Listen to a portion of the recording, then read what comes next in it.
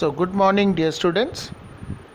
On your screen, you can see Chief Seattle's speech, 1854, an introduction. So, we are going to take this up today. It is not a short story, it is, in fact, the only chapter in your short story book which is not exactly a short story. It is actually a speech which was given by the famous Red Indian chief, the last of the Red Indian chiefs, Chief Seattle, in the year 1854. So Chief Seattle, he was alive till the year 1866, and this speech was given in 1854 when the Native American Indians had to hand over their land to the white American settlers. These settlers had come from Europe. It all started in the year 1492 when Christopher Columbus landed up in what is now mainland America. And at first he landed in West Indies. You must have read about it in history.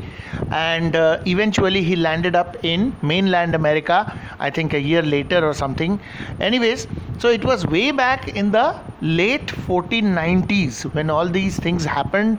And for the first time ever, Europeans started coming to what is called North America. They discovered North America and they started coming across the Atlantic Ocean to reach this vast stretch of land which was inhabited by Native American people.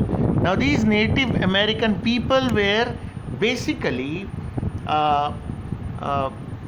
red-skinned natives, and initially when the settlers came they mistook them for Indians. Actually America was discovered quite accidentally because the sailors and the explorers had started off from Europe to find a sea route to India, but eventually landed up in what is now America. So when they landed there and met the people, they took them for Indians, but eventually they came to know that this was a different country.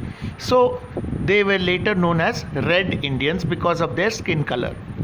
Now the whites, they were definitely not welcome in a country where the natives did not want to allow foreigners to come and settle down. So there was a struggle which lasted for more than 300 years. Eventually the whites won over the reds or the native Indians and took over the land from them because America was rich in gold and minerals and so many other natural resources, plus it was a vast continent. So eventually the white population started growing, more and more settlers started coming, and the native Indians were badly defeated and outnumbered by the whites. So the white population which you have now in America are originally, they have their roots in Europe and they have come from different countries of Europe centuries ago.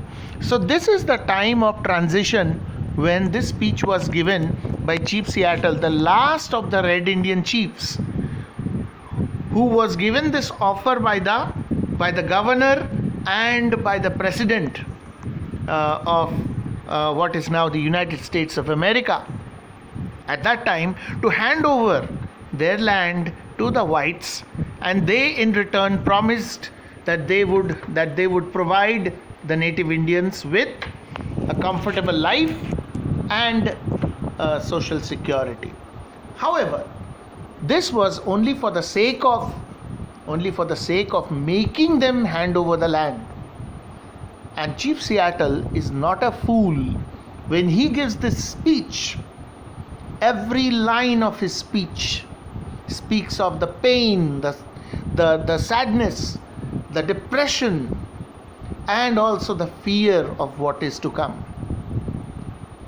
So let us focus on this speech, but before that let's go through an introduction about this speech which is right now on your screen. Let us discuss, and I will be doing the text after this. and it will take some time for you to understand, because if you don't pay attention, this chapter in particular, the very first one in your book, can prove to be either very difficult to understand or very boring to you. But if you pay attention and if you listen to my explanation, I am sure everything will become very clear to you, and then you will start taking interest in what has been said by Chief Seattle. So, I am reading what is on the screen for you.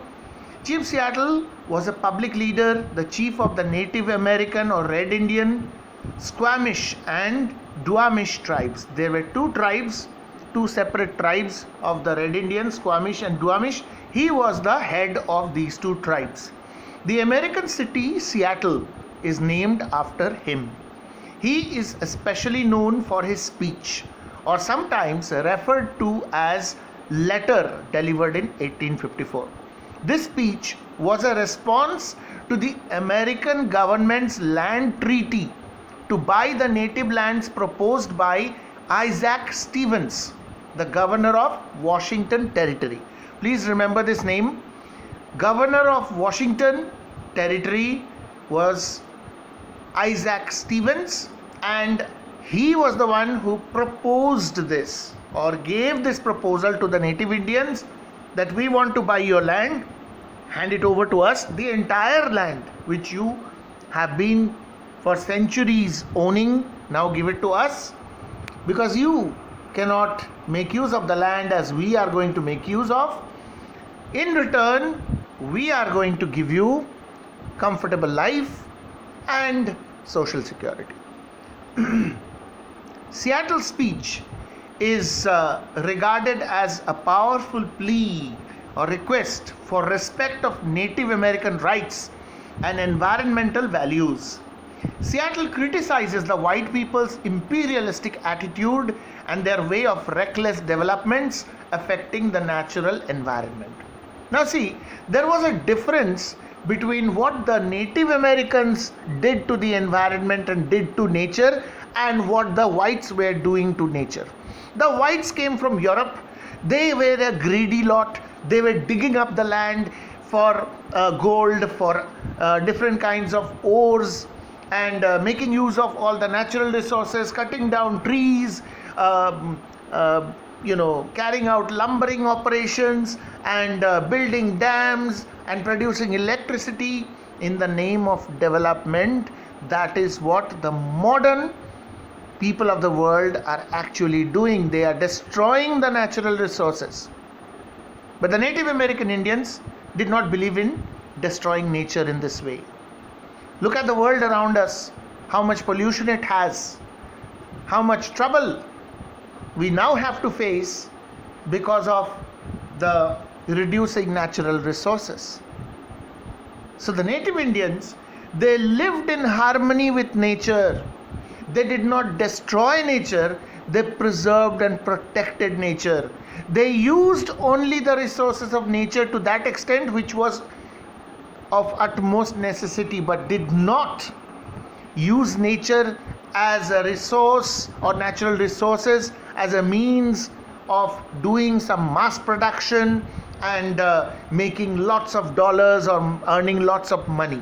That was definitely not the way the Native Indians treated their land. So there was a difference.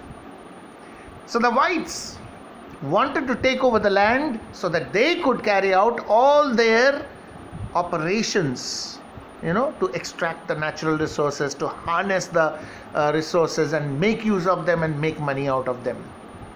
So that's why they made such an offer.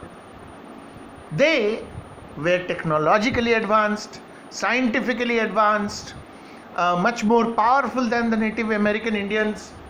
As a result, they thought that the Native Indians will not understand if they say, we are going to give you a comfortable life and you will not have any problems, just hand over your land to us.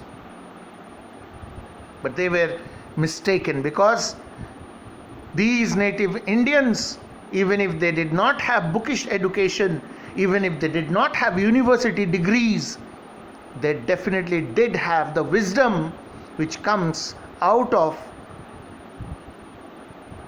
out of age, old age, and also the wisdom which comes from education, which one manages to gain from nature. So bookish education is not everything. So they were not fools. Chief Seattle is therefore not a fool, and his speech is a scathing criticism of the attitude of the whites. So he says, see, Seattle criticized the white people's imperialistic attitude and their way of reckless developments affecting the natural environment. In fact, it was one of the earliest instances where someone expressed great concern over the degradation of nature and ecological balance. That's the reason why this chapter features as chapter number 1 in your short story textbook, because this speech of Chief Seattle given way back in 1854 is talking about something, is mentioning something which is very, very authentic even in the 21st century. Please, for God's sake, don't destroy nature. Love nature and live in harmony with nature. Don't destroy the natural habitat of animals. Don't pollute the air. Don't cut down trees. Don't destroy the gifts of God. So that's the reason why it is the first chapter in your book. So it was one of the earliest examples where someone was expressing great concern over the degradation of nature and also the problem of ecological balance not being maintained. He warned us against the rapid progress of Western civilization and pitched for the need to protect nature. And this is why Chief Seattle's speech is acclaimed with such high esteem. One important thing to know, Seattle delivered the speech in his native language. Okay? So he spoke in his own language, in his own mother tongue. And it has been translated, this is the name of that language, Lashute Seed. Okay, that is his native language, the Native American Indian language, and it has been translated and written or rewritten by several authors since then. Therefore, the authenticity of the available texts is not confirmed. The oldest available record of this document is Henry A. Smith's transcript published in the Seattle Sunday Star in the year 1887. But modern critics see it as a flowery Victorian prose, far from the original speech of Seattle. So that is it. Now we come to the summary of and the explanation of Chief Seattle's speech. So that was our introduction. Now on your screen you can see Chief Seattle's speech summary and explanation. What does he say? Yonder sky that has wept tears of compassion upon my people for centuries untold, and which to us appears changeless and eternal, may change. Today is fair, tomorrow it may be overcast with clouds. So these are exact lines taken from the beginning of the speech. What does he mean?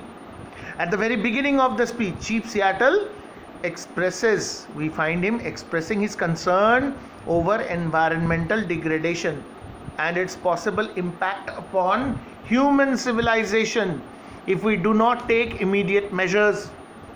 According to him, nature has been a great sympathizer for his native people for a long time now. That's how, for centuries, the rainfall has occurred, showering as if blessings from heaven upon the people of his tribe. But now things are going to change. According to him, nature has been a great sympathizer for his native people for a long time. Nature has given them everything they need to live on this earth. Like I told you, that these native Indians or American Indians, they did not exploit nature. They only used the resources of nature according to their needs. They never thought of making money out of these resources of nature.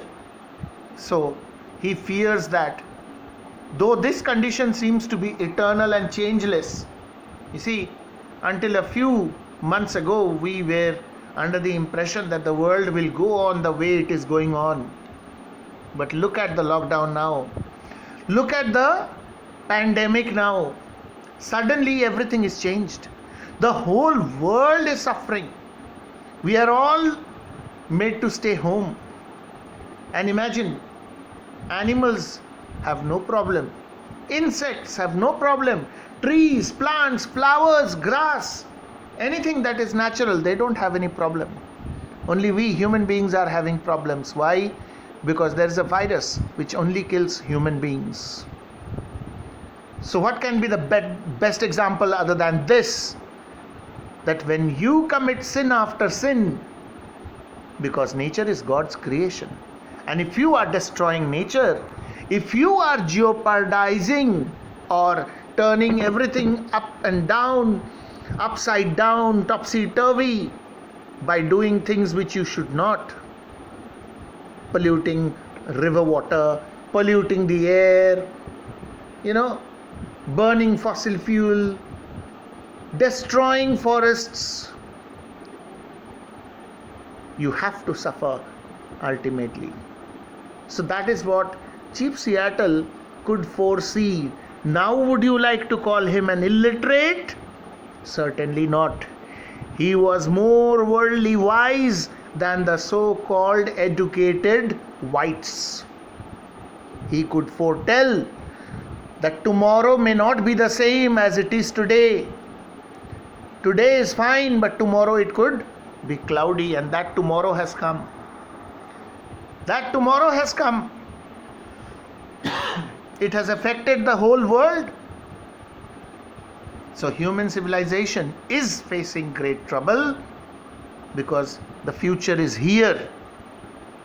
And we don't respect environmental values. That's the reason why we are suffering. And see how nature is healing itself.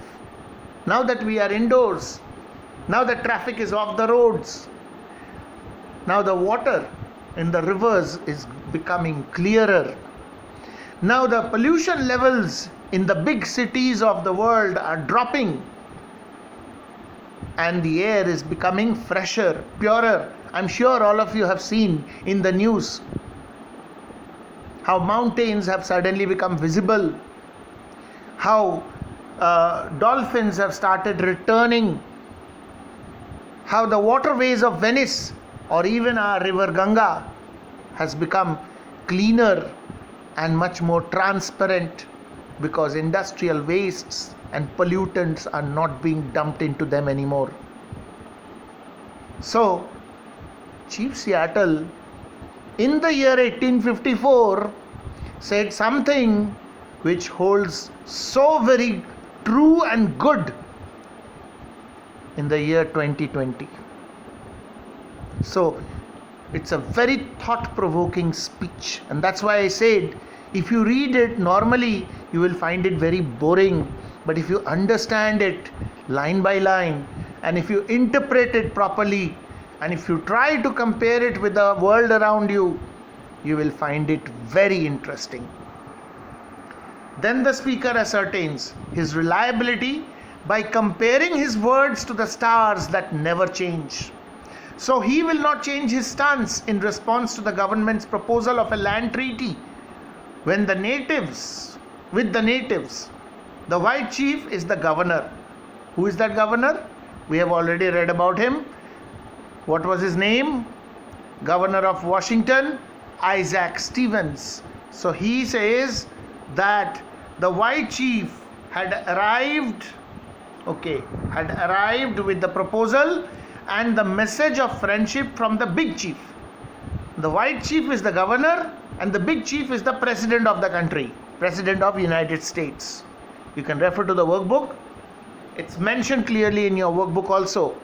So when you read this chapter, like reading any chapter, it is essential to read whatever is given in the workbook side by side.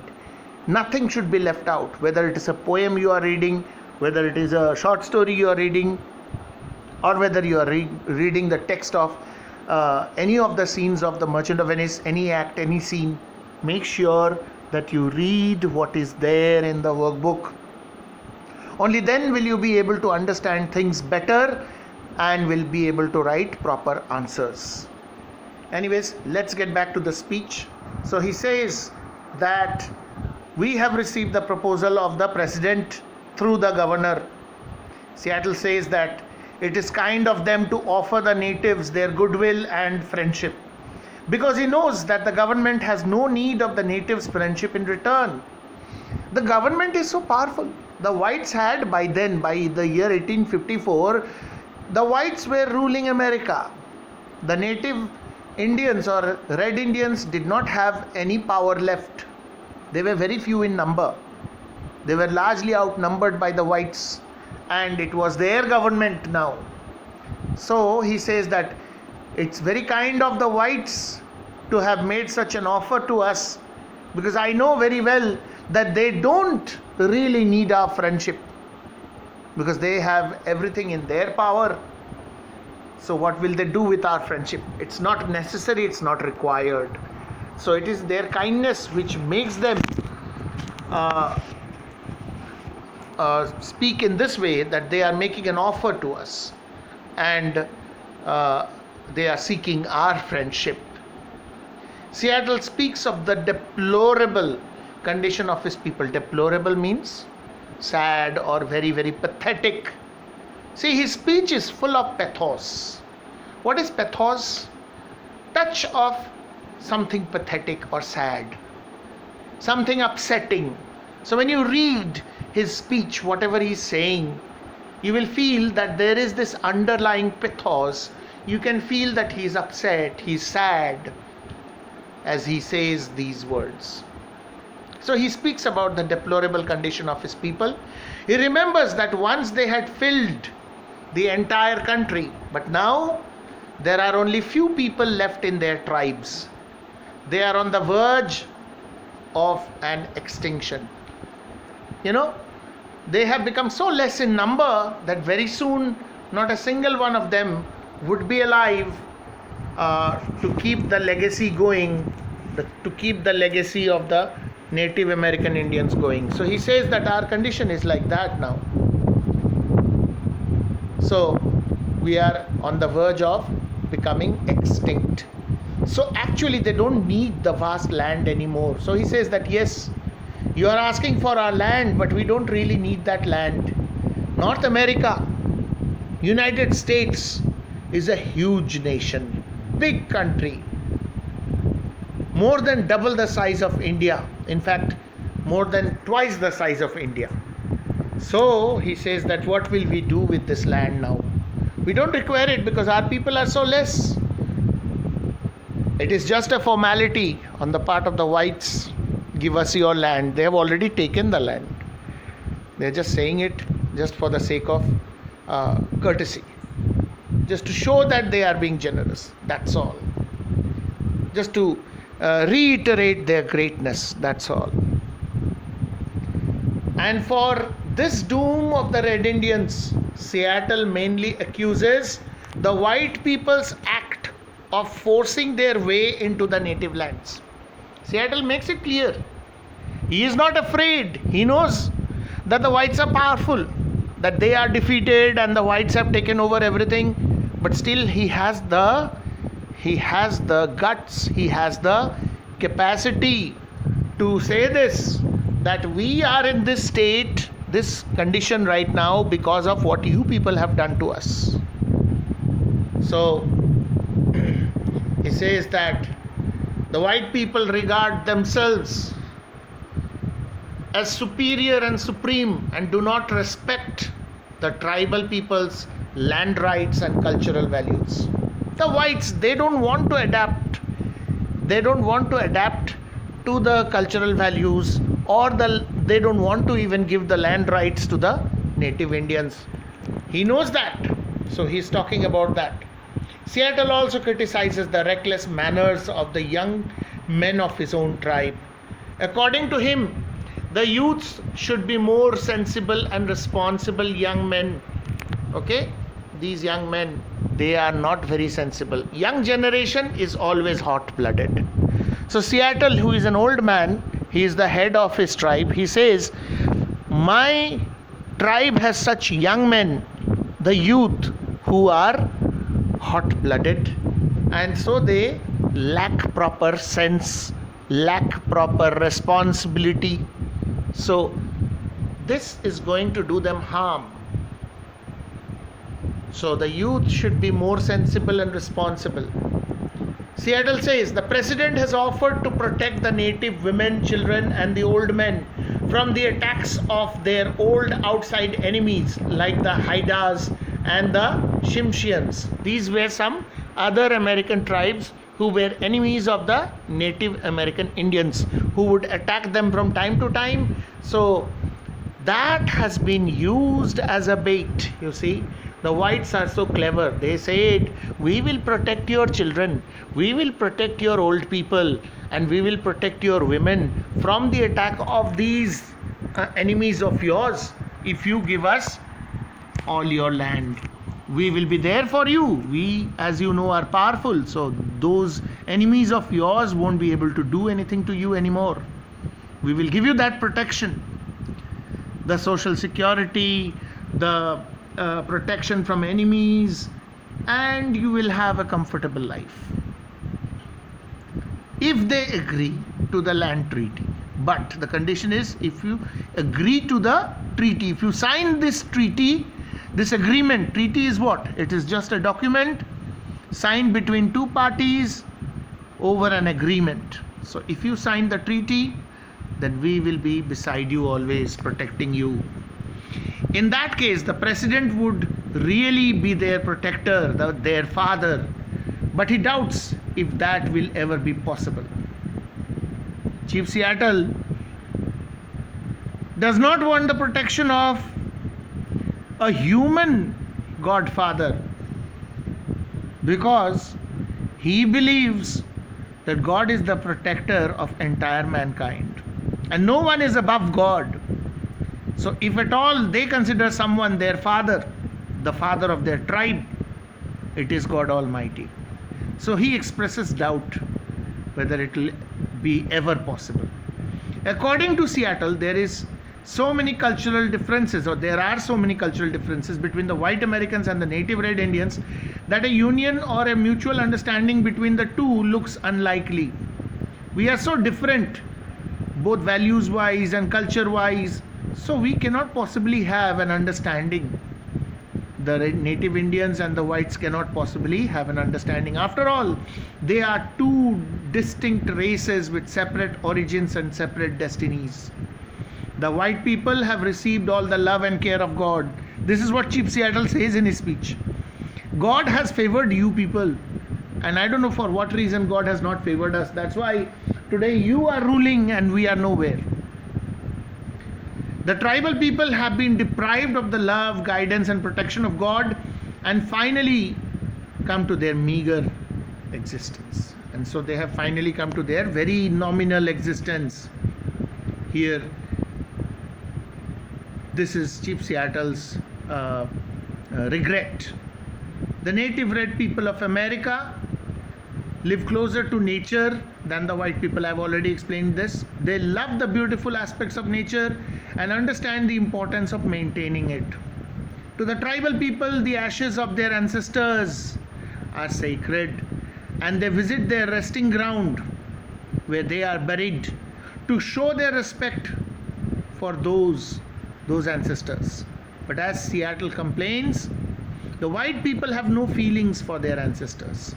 They wander far from their graves without any regret. Again, the white people don't seem to love this world anymore after they die. So they never visit their people and places again. What have these white settlers done?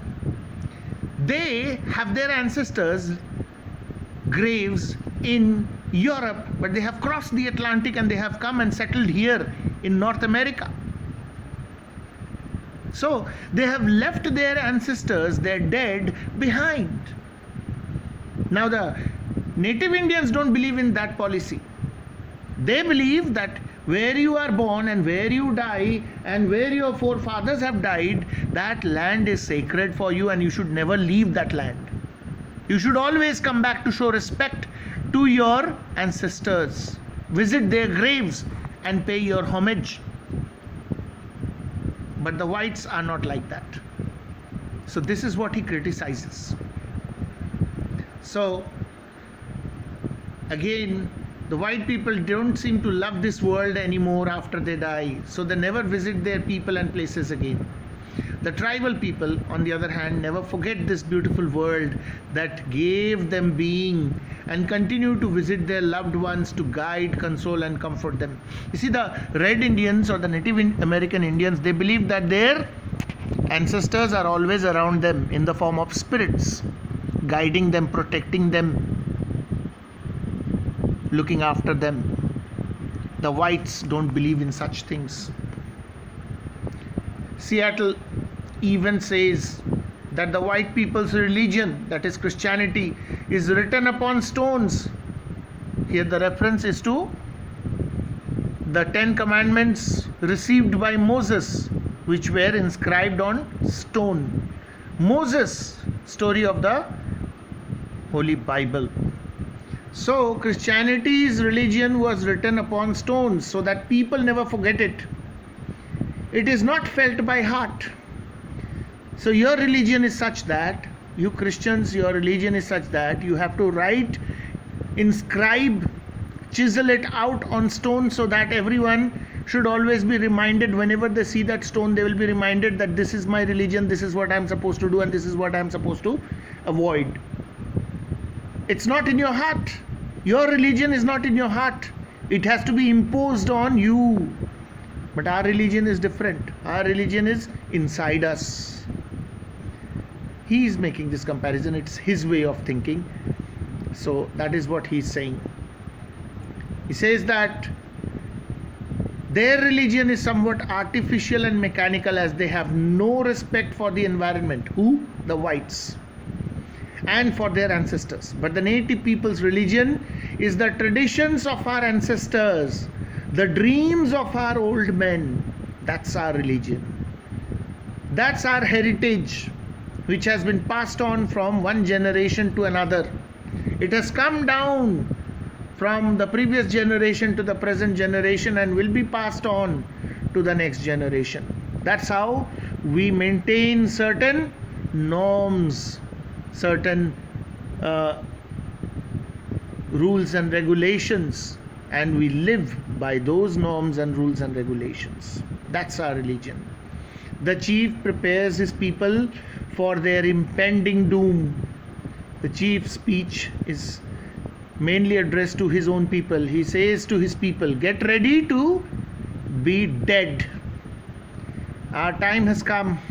We have to now face our doom, by saying that no one will be spared from the hands of time, death, and decay.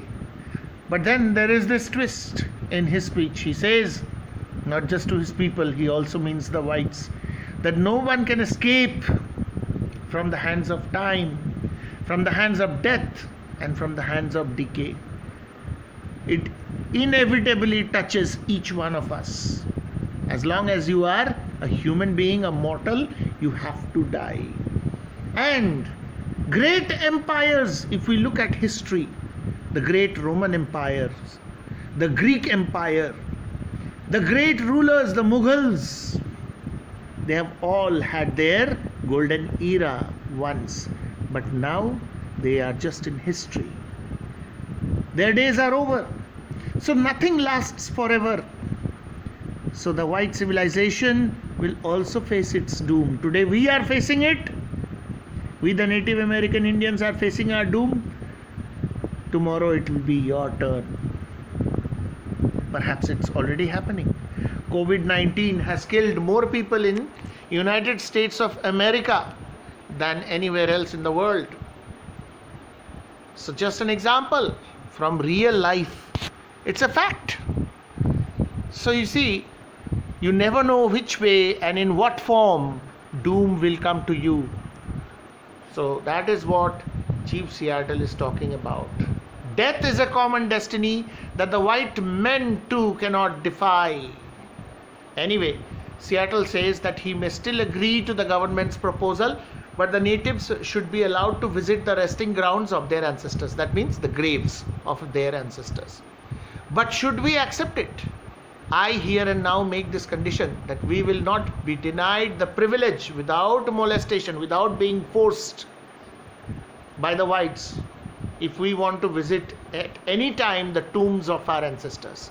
So we will accept your proposal, but please, later when you become the masters of this land, and if we want to go and see the graves of our ancestors, do not misbehave with us, do not push us around, do not molest us, do not trouble us, torture us, and drive us away. We should be allowed to visit our ancestors' graves. Visiting at any time the tombs of our ancestors, friends, and children. He again warns the president to be just and deal kindly with his people. He believes that death is just a change of worlds. Death is just a change of worlds. From the world of the living, you go into the realm of what is eternal, that is the next world. And the spirits of the natives will still be there after their death to take revenge if they are treated badly.